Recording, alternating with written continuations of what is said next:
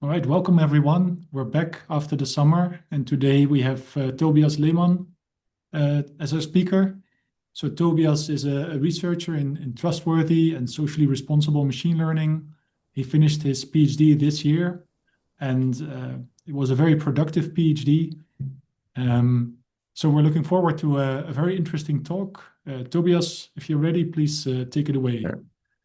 Thank you, Tim, and thank you all for joining, and thank you to the organizing team as well for having me and letting me join the very amazing list of speakers that you had here already.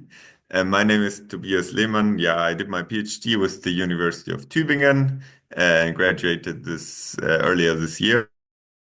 Now I'm still a visiting researcher at the Technical University of Munich. With the chair of responsible data science. So this is our group currently. We're about 10 people interested in interpretability, for instance, in LLMs or also in computer vision. That's what I will be talking about a bit today. But also in other topics like data streams and tabular data, fairness and bias, and all these kind of things. But for now, I've decided to also try out some industry opportunities after my PhD. But yeah, I'll still try to contribute, and also will definitely follow also the recent developments in trustworthy machine learning. And I think the topics that I'll be talking about here are also very relevant from an industry perspective. So let's start with the outline of this talk. Today I will talk about two properties of explanations. The first one is identifiability, which means that we can recover ground truths, components, or factors that are in the data generating process in the explanation. And the second is that of representational power, which means that an explanation can align or can represent a large variety of different functions, relations, or models. And I will detail these principles in two kind of case studies that are two works that I did during my PhD. The first is on conceptual explanations that try to explain high-level machine learning decisions through interpretable concepts. We'll see what that is in detail later. And the second study is on classical surrogate model explanations like LIME, for instance. So let's first start with identifiability. What is that? I think identifiability was first, or it comes from latent variable models like causal models or variational autoencoders like generative models, these kind of things where we ask, can we actually recover components from a known ground truth process? So imagine we have some latent variable that, some unknown generative process that generates our data somehow, and we only have access to the observations. Is there a way to invert this and go back to the original latent components? So, for instance, in a VAE, are there conditions under which the latent representation that we learn will recover the original generative components? We have to adapt this notion a bit in the context of XAI, where we are not interested in whether like a learned latent representation recovers the components, but whether the explanation that we compute recovers or aligns with the true data generating process, where we have only the observations or sometimes also have access to a trained model F in the setup of post-hoc explanations. So here are some examples. Some are very simple. So if we have a linear model that is kind of the data generating process, then it's pretty easy to recover that. For instance, we can just take the gradients or like Shapley values or C-Lime, which is a continuous version of Lime. then there's proof that all these explanations will exactly recover the gradients or the weights of the linear model, which is pretty simple. However, when we have causal models and want to use the causal graph as an explanation, it already becomes a bit more tricky because we can only identify this process up to a Markov equivalence classes of graphs. And in more general setups, when we have a very general nonlinear latent variable model, like a nonlinear model learned through variational autoencoders, there's no more guarantees other than that we can identify the original model when we don't impose very strong conditions. So we see that the more complex our models or explanations get, it becomes harder and harder to have this identifiability guarantees.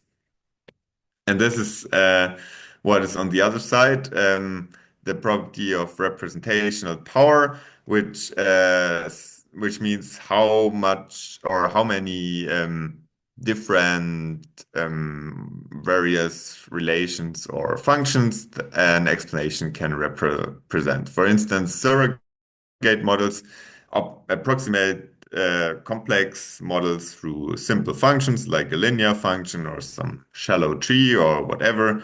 And the representational power tells us what kind of functions the explanation can represent. And ideally, of course, we want to have explanations that have high representational power so they can represent various relations, but they also should be identifiable, which means we can provably recover these relations. And here's another kind of argument for why this is really important. Imagine you are using XAI for scientific discovery, for instance, for drug discovery, and you have a true relation that is present in your data. Then first, imagine you have a powerful model, for instance, a universal function approximator. Then if you fit this model well, it should represent or it should learn this relation F.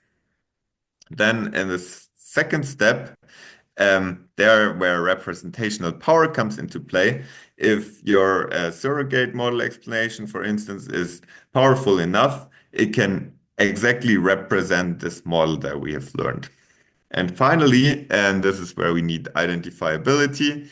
Identifiability tells us that if we have such a guarantee, the explanation will exactly represent this model. So representational power basically says that it is possible for the explanation to represent the model, and the identifiability guarantee is basically the proof that it will exactly converge to that. So if we have powerful models, that are powerful enough to represent the ground truth relation F, then we have an explanation with sufficient representational power plus an identifiability result. Then we have something that we can call the recovery property, which means that our explanation will give us the exact process that was present in the data. And this is something very nice, of course, when we look at applications like scientific discovery, and a nice guarantee that we would maybe like to have for our explanation methods.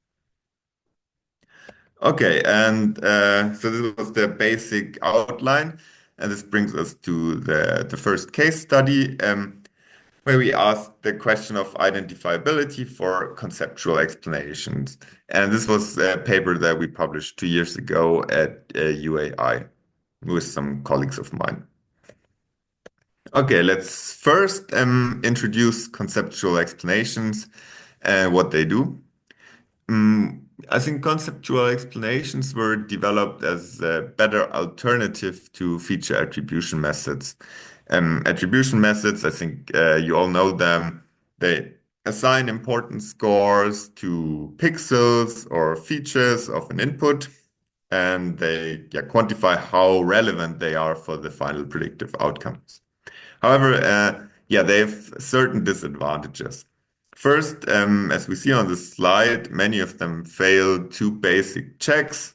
For instance, this paper here has shown that when we randomize some weights of a neural network, meaning we just replace some of the weight matrices with random weights, some of them are very, uh, yeah, irrelevant or what's the word? Not relevant. They are invariant to this change, and they don't change at all. Some other explanations are invariant to the changing the class labels. So sometimes you can compute these feature attribution methods with respect to a certain class label. And if we compute the explanation for this being a Siberian Husky versus for this being a transverse flute, it looks almost the same. And if we look at the human-centric side, which I also did for a while in my PhD, we also see that many of these feature attribution methods don't really help people better understand how the model works, meaning they cannot predict model behavior better. And sometimes it's even possible to kind of misguide human users using such explanations into overtrusting the model. So, to mitigate all these concerns, one way to improve upon these weaknesses was conceptual explanations. And they basically try to explain the decision of the classifier in terms of high-level concepts. Because I think the intuition is as follows. I think neither neural networks nor humans really reason on a pixel level. I think neural networks, and this has been shown, learn higher dimensional feature representations or high level features, and then in their hidden layers use them to kind of reason about what is happening in an image or so on. Whereas humans use concepts like object, shapes, or colors to yeah get a gist about what is going on in an image. And conceptual explanations try to kind of make this mapping from the latent space of a neural network to the reasoning space of humans. And a classic explanation application could look like this. So we have a misclassification of an image where a model predicts this to be a jack-o'-lantern, whereas in reality it's a traffic light, of course. And now one can compute a concept-based explanation to kind of better understand this error. And this could look like this. We can attribute different importances to concepts in this image. For instance, here we see that darkness was really pronounced and was important to the classification, whereas pumpkins was not so much. And then upon inspection of some examples from the class of jack-o'-lantern, we see that, well, all jack-o'-lanterns in the training data set, I think this was an ImageNet data set, are set in the dark. So we kind of see that the model has learned some spurious relation here from darkness to jack-o'-lantern and then uses this to reason in this case that this must be a jack-o'-lantern just because it's dark. However, yeah, we can only make this inference if we are able to correctly disentangle the contributions of each concept here. And this should work even if the concepts are statistically dependent. For instance, here we see that the pumpkins always occur in darkness. So these two concepts are related statistically among each other. But still, the conceptual explanation should work. And this will be important later in this talk. So I think there are many methods in this space, and I think they both have to answer two key questions. And the first one is how the set of interpretable concepts is defined and separated from each other. And the second then is if we have a set of concepts, how do we use this set to explain a certain prediction? And I will briefly go through like some ideas in related work to do each of those tasks. So for defining the concepts, the simplest methodology is to use some kind of additional labels or human annotations. We can, for instance, have the concepts in the form of attributes, additional labels, like in this birds data set, where we have for each image sample, we have annotations for certain colors, like wing colors, undertail colors, and beak lengths. Or we just have like an annotated set of examples that exhibit a certain concept. So we know there's a set of examples with cars and there's a set of images with bikes. We have that given in the data set. Or we even have segmentation masks where like the concept bike is even annotated pixel-wise. However, yeah, a drawback is, of course, that it requires a lot of effort to get those kind of annotations for many samples. And also, yeah, we are leveraging some kind of human prior knowledge to find out what the important concepts are, whereas the neural network may use completely different concepts than we anticipate, and we don't have those annotated, and we will not be able to find out how important they are. And of course, human labelers are always prone to bias and noise, etc. So an alternative is to do unsupervised concept discovery, where we use no human annotations. Yeah, approaches to do this have been proposed. This clustering of superpixels, for instance, this was done here, I think, where we then see like similar patches in an image forming a concept, and this can be enhanced, so to say, with an additional completeness objective, meaning that the concepts that we use through this clustering that we find should be sufficient to then predict the class label. So if we know which concepts are in the image, we are also capable of predicting the label. Or we use methods like VAEs, some generative models with smaller latent space, and you then use the individual dimensions as the concepts. I will talk about that on a later slide, I think, more in depth. However, yeah, also these methods have some drawbacks, of course. As we see here with like the concept 24 and 21, they are not always interpretable. And more specifically, they, yeah, in like 99% of the works, they have no formal guarantees. So it's just empirically motivated that approaches like this work. Okay, and then the second part of the explanation is basically explaining machine learning models in terms of concepts.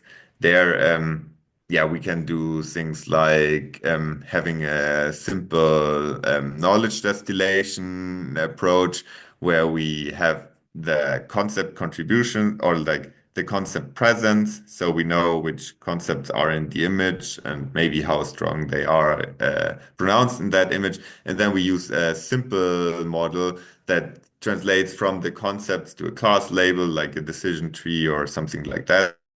And this model can then be used as an interpretable model. Or in this work, we kind of compute derivatives in the direction of the concepts, or concept chap basically does something like like the knowledge distillation approach, and then computes Shapley values for these concepts. Things like this. So I think there's several approaches, but you can basically apply all of classical interpretability work to yeah, a model that's based on concepts. And so I actually think the concept discovery question is often the harder problem. And yeah, one method that might be or that might to come to your mind pretty fast is yeah, just using VAEs or GANs or other yeah, generative models to have a small latent space and use those factors that are discovered there as the concepts or like sparse autoencoders or whatnot. So there's like a zoo of methods that you can think of. And in disentanglement learning, I mean, the goal is pretty similar. It's to discover interpretable and disentangled components in an unsupervised manner, meaning that if we change one latent variable in the representation, it also only changes one atomic or interpretable factor in the image. Like here, it changes the color of the skin or the age, but it leaves all the rest constant. Um, yeah, however, all the disentanglement approaches that we know, or like most generative models, fail when we have statistical correlations in the components. And here's an example of this that we computed ourselves. It used the 3D shapes dataset, which is a dataset of basically, yeah, generated images of different, yeah, with different shapes like cubes, spheres, and cylinders, and it has different backgrounds and foregrounds, and the objects can have different sizes. So that's in total, there's 6 components that we have that generate this data set. And we now resample this data set such that floor and wall color are always correlated. So it's more likely to have the same color than other color combinations. And we then see that if we train a disentanglement model on this data, yeah, we also get these 2 components correlated, which we can also see here in this entanglement matrix. That we computed.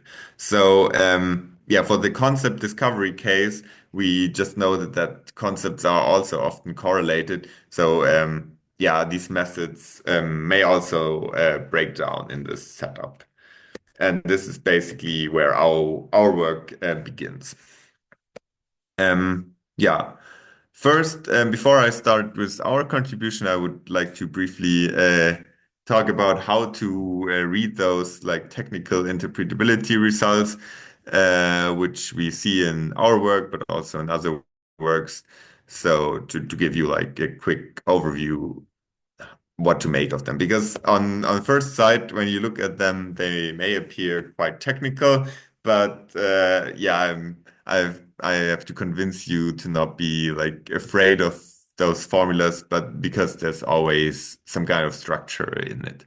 So the first so here I'm just taking one result from a paper about identifiability in autoencoders as an example for like the general layout, because yeah, as I mentioned, there's some common structure in them.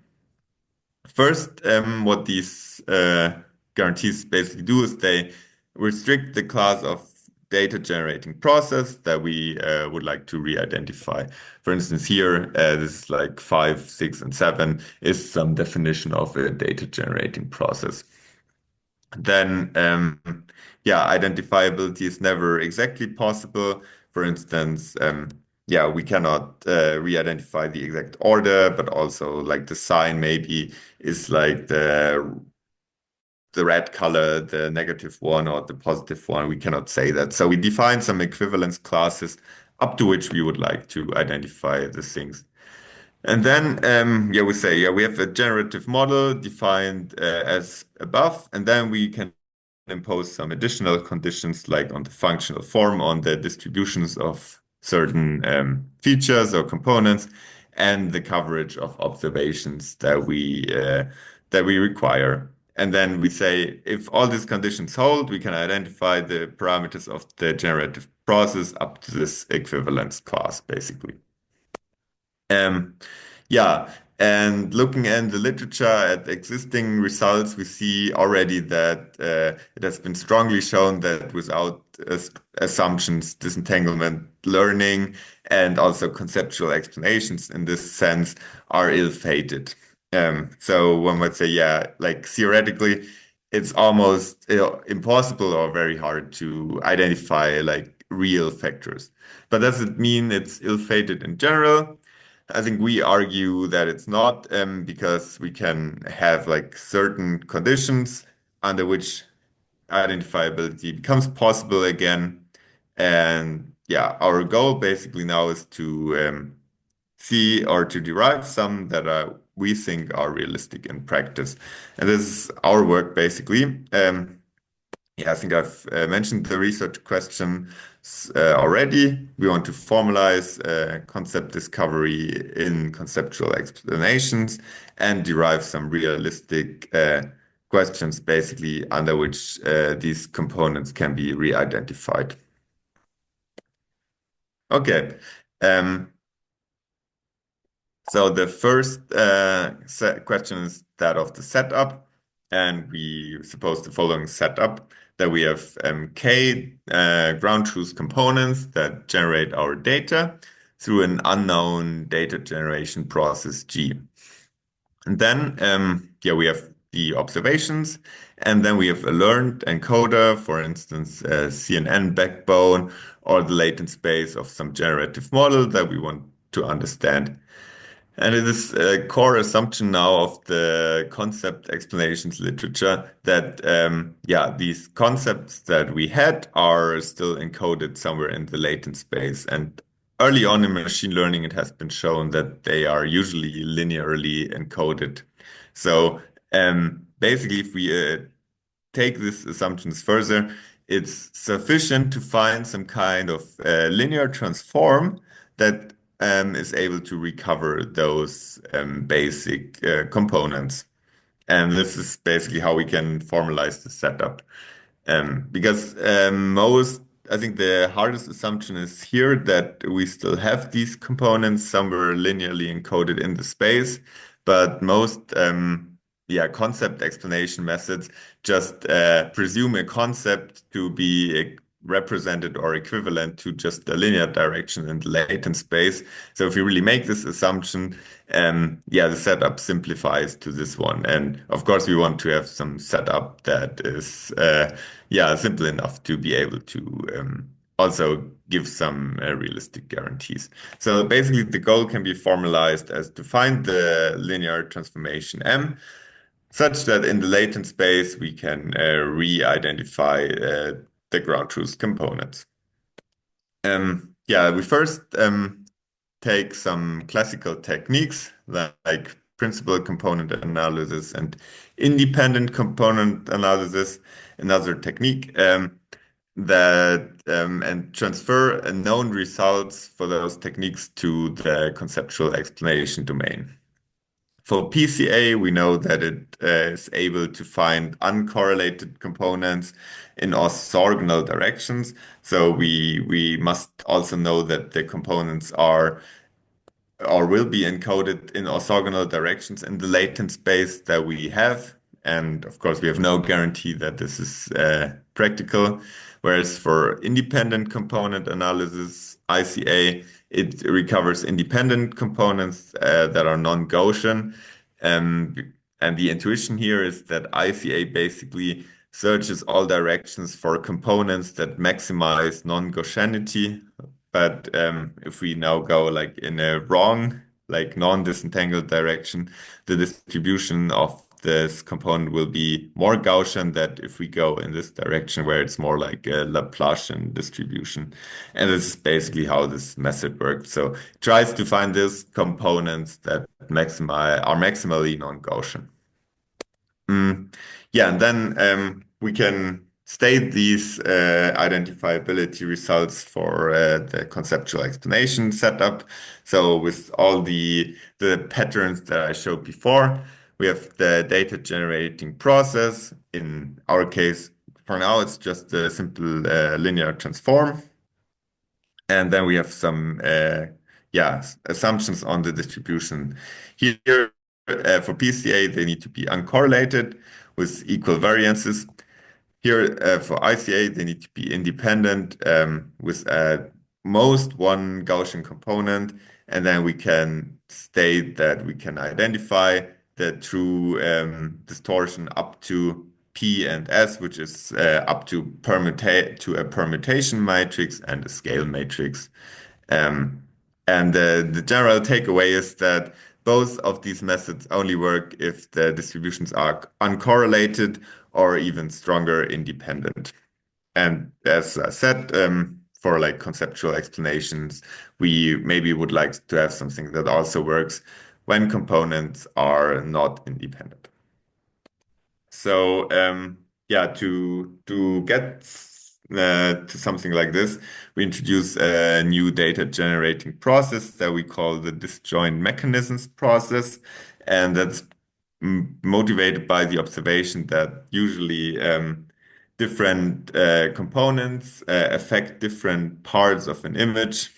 So yeah, we have one component that affects the beak, one component that affects the tail, and so on. And this results in a specific structure of the Jacobian, which means that if one component in the generator only affects a certain area in the image, for one row here, only one of those entries in the Jacobian can be non-zero. So, and that's the component that kind of commands this kind of pixel. And yeah, we think that this class of generative process is realistic, but it also allows us to yeah, to get a step closer to identifiability. But this is not evident yet because we in our setup we assume that we don't know the generative process. We just have a given encoder. And so we need some kind of method to map from the generator that we presume to have this form to the encoder. But it turns out that we can actually do so by leveraging this relation that we know that the components are preserved, but maybe linearly disentangled. And yeah, do in a nutshell, what we find out is that if the generator has this kind of structure, if we have an encoder that kind of preserves the components, it will also have a similar structure where in each column now only one component can have a non-zero entry, and we can use this criterion to kind of search for the right matrix D to disentangle the components again. And this is our yeah, main theoretical results, I would say.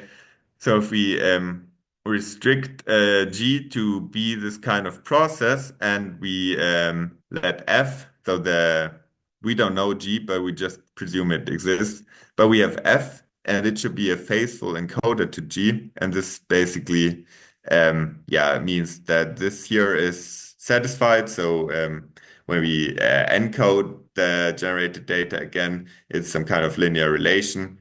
And we need to add one laziness condition, we call it, meaning that the encoder is minimal. So if we apply some changes that do not stem from changing the ground truth components, the encoder will kind of not encode them further.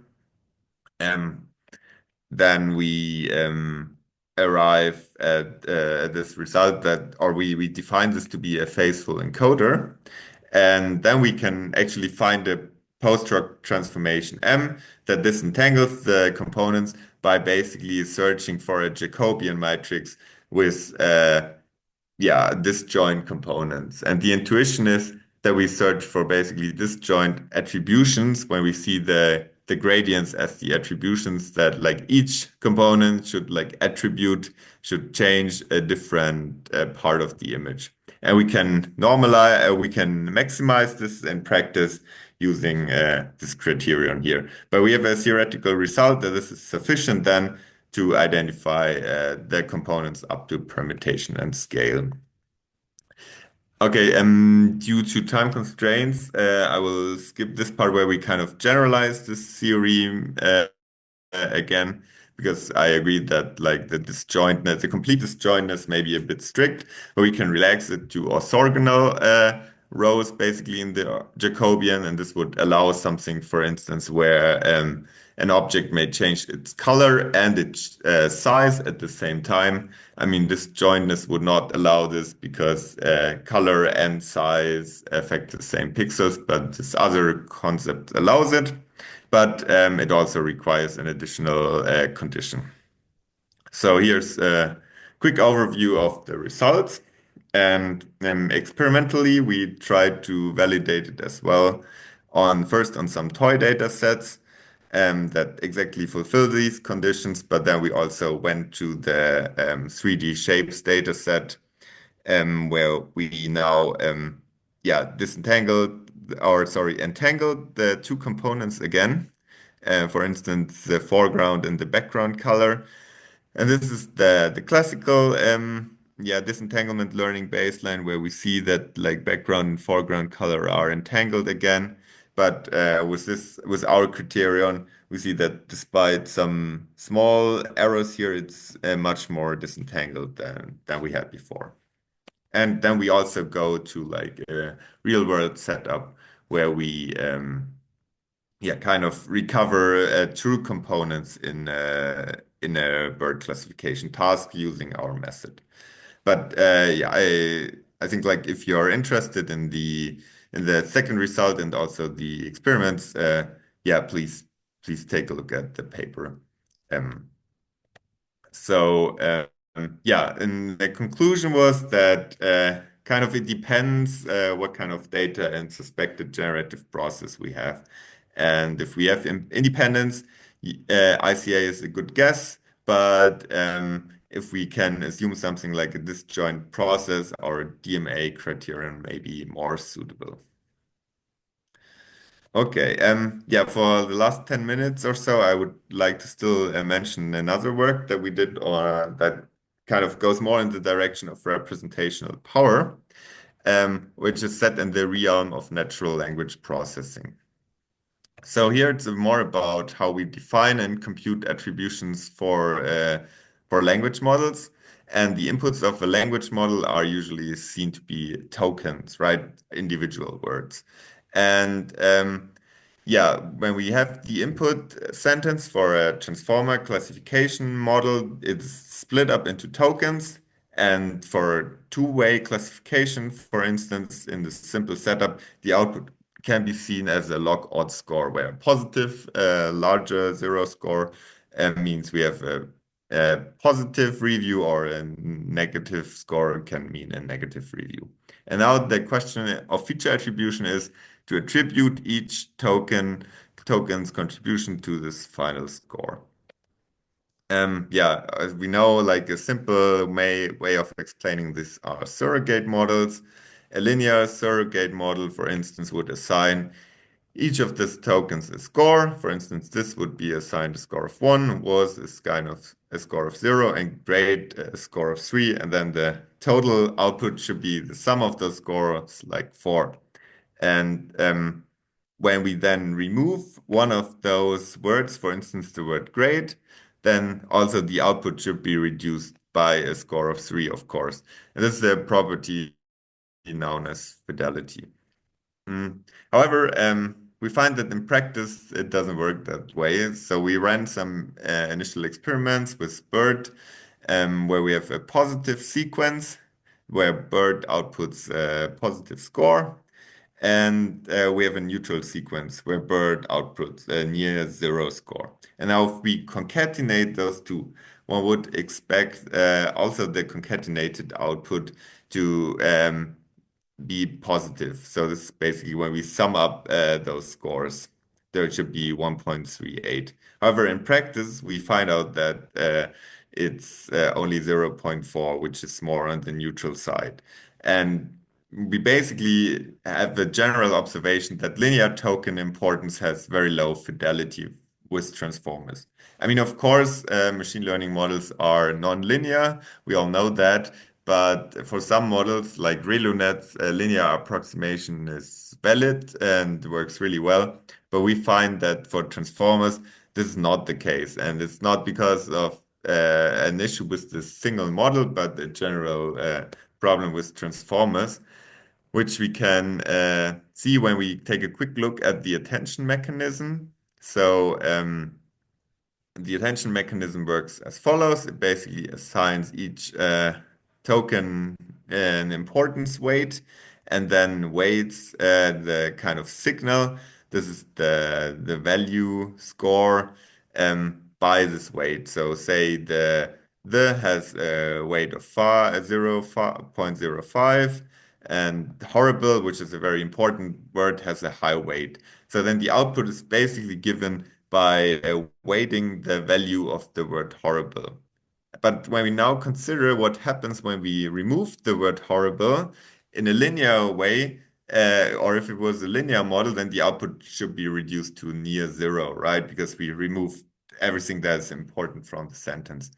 However, in this case, when when we have the attention mechanism, it just happens that the weights of the other tokens are recomputed, and we then get a higher weight for the word movie, for instance.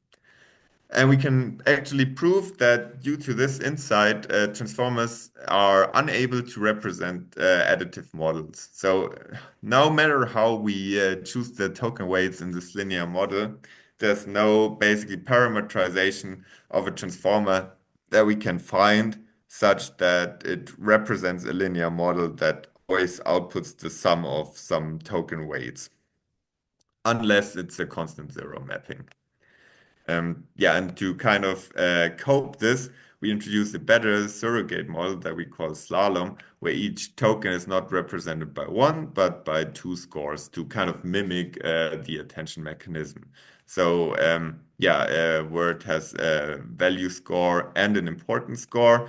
The value score is just its role on its own, and the importance score is how important this word is with respect to other models. So if we have the sentence and grade, grade is much more important together, and we basically output the value score of grade if we have this combination here.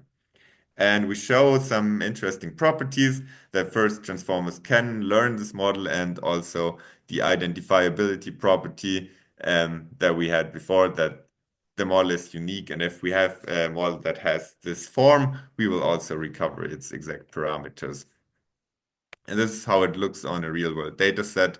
We can plot it in a 2D and give now the importance and value scores of each word.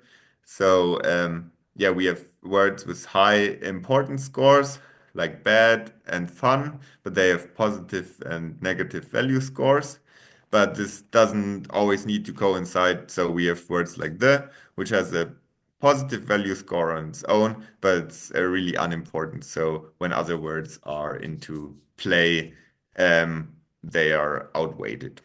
And this is the last result here. We show that with this surrogate model, we can actually improve fidelity, which means the mean squared error when using surrogate models to predict model behavior under token removals. So we try to use the surrogate models to predict how the model will react when we just delete certain words by up to 70%.